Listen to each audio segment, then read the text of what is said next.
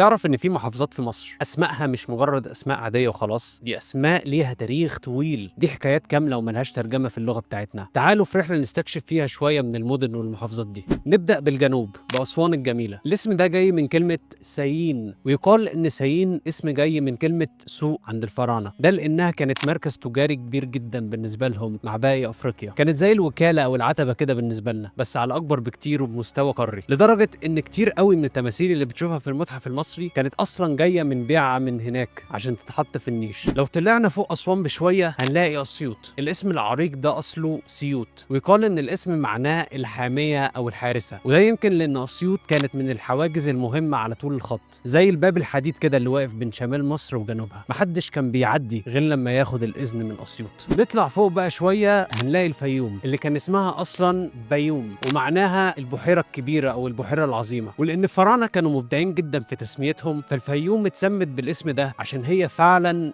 فيها بحيرة كبيرة.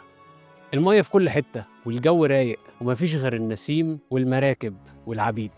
نيجي بقى للشمال والوجه البحري ونطلع على دمنهور. الاسم ده أصله فرعوني قديم من كلمة تيمين حور، ومعناها مدينة حورس أو بيت حورس، وطبعا المقر الرسمي بتاع حورس كان ليه أهمية كبيرة جدا، وغالبا كنت هتضطر تحجز ميعاد عشان تزوره وتقف في صف طويل بره عشان تعرف تدخل، وفي جنبك طابور تماثيل واقف مستني معاك. يعني الموضوع مش مجرد أسماء وخلاص، دي أسماء بتحكي تاريخ طويل وبتفكرنا إن مصر لسه لحد النهاردة شايلة كتير من تاريخها. ما تنسوش تعملوا لايك وشير. سلام عليكم.